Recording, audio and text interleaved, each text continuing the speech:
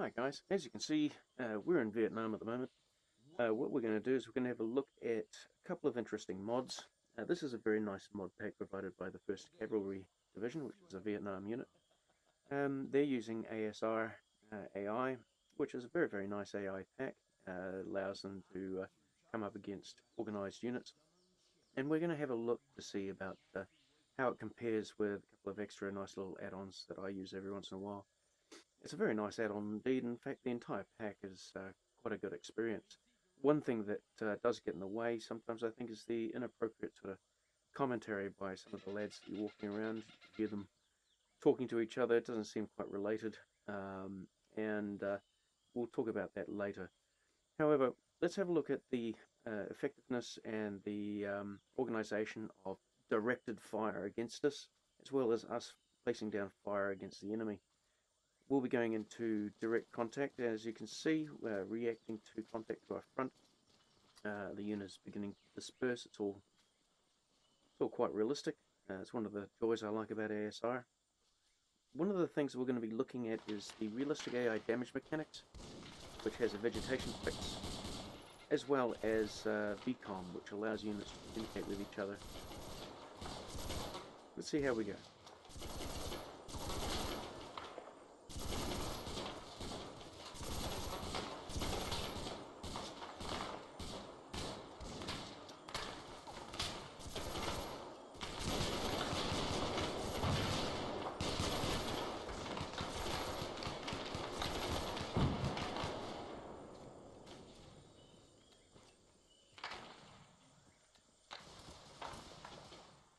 At this time, it looks like the enemy's ability to engage us is based on an individual line of sight rating. It's not organized, and we've managed to move into the village and are taking it quite effectively at this time. There is a cover group approximately 200 meters away, which has been designed to move to reinforce the beleaguered units, the enemy units. They'll be coming in to try and push us out of this village. But as you can see at this present point in time, we're very much against single independent AI units.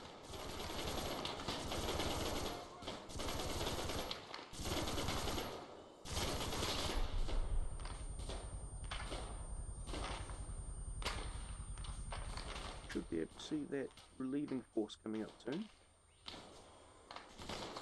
One of the things that I quite enjoy about ASR is the fact that the enemy will take cover, but it is still very much on a unit by unit basis. As you can see, they're attacking us one by one, as opposed to an entire unit having a crack at us.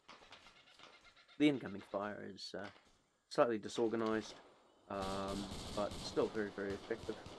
As you can see in the people that I've got in my section, or in my squad, we're not taking a lot of casualties. We are actually holding our own quite nicely. There they are. Enemy faction in the next tree line. They're engaging us, but at this time they're not suppressing us, and they're not directing their fire into known areas. Now, one of the great things about VCom is that as you go, their fire becomes more accurate because they can work out exactly where you are. Okay, now what we've got here is the realistic AI damage mechanics as well as VCom up and running. This will be a lot more interesting because the enemy will now start using deployables such as mortars and MGs and start directing their fire towards us with much more effective rate. You'll see a direct difference in the way that VCom makes the enemy use cover as well as directed suppressive fire. At this present point in time, even getting into this village is going to be a lot more interesting. Let's have a look and see what happens.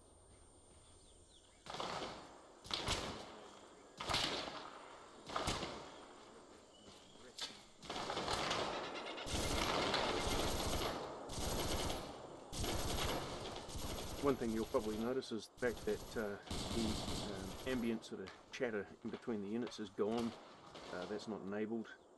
Also, one thing that you'll also notice is the fact that they'll start suppressing a location without knowing exactly where we are. In this case, the unit, the cover group, is already engaging us. It's already forming itself and directing fire against us. The fire is a lot more organised. There's real communication going on between the units. There's a chap here. They're starting to use cover much more effectively. Try and put this there he is. Yeah, he's got me. And wait for it. Yep, he was gone anyway. So what we're going to start seeing is the reflection in the ability of this unit that we're up against to direct their fire and effectively pin us and then eliminate us. As you can see, we've already taken a hell of a lot of fire. I'm on top of this rock as I was before, and they already know that I'm here. So, whoa, here we go. As you can see, that fire is being directed in my location. It's not accurate, but it is designed to get my head down, which it is definitely doing. The degree of incoming fire is a lot more intense. They're deploying their machine guns against us, and they're starting to try and flank us. And there we have it. They've got their mortars have been placed down, and they're starting to direct fire against us. This makes things a little trickier, also a hell of a lot more frightening. Yeah, getting into that bloody village is going to be nigh on impossible now. As you can see, we're starting to take casualties. Trying to even get target signatures here to be able to engage is going to be a lot trickier. I'm engaging the mortar, which I've just seen, and oh, yep, look, he's firing now. That's probably not a good thing.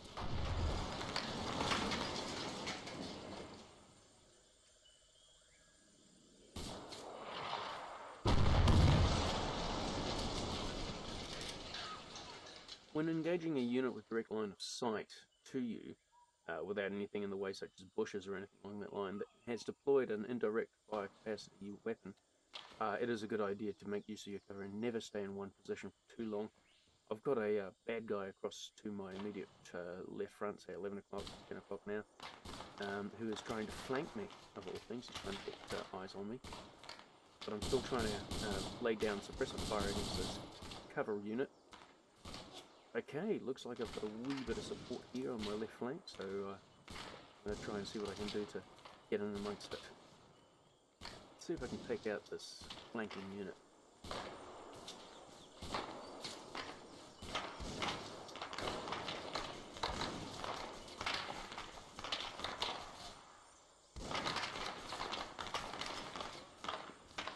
That's where it all starts coming to a head. Here it is. Tough luck, buddy.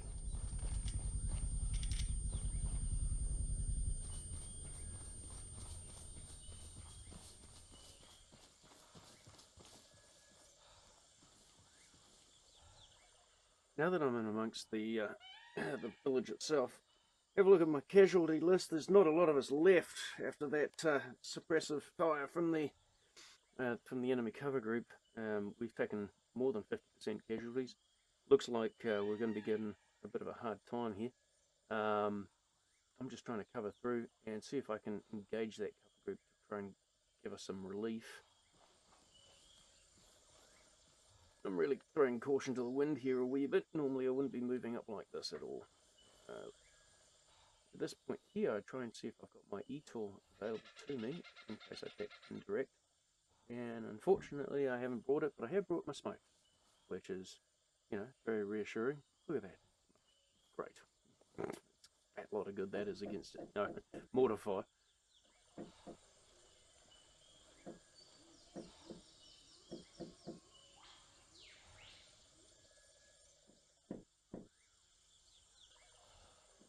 Doesn't seem to be a lot of activity now. Down to 3 units, which is not reassuring. Matter of fact, I may be the only man left alive. This is a far cry from the previous example that we've given without Vcom and Realistic AI damage mechanic. Both of which, by the way, I really do heavily recommend if you want a realistic experience. It's almost like playing PvP. You really do need to think ahead. There we go. Down you go, buddy. I'm trying to get in amongst it and take out that mortar. That's definitely a mission prerogative if we're going to get any relief and move up and take the sector. The only thing for it is to get in amongst it.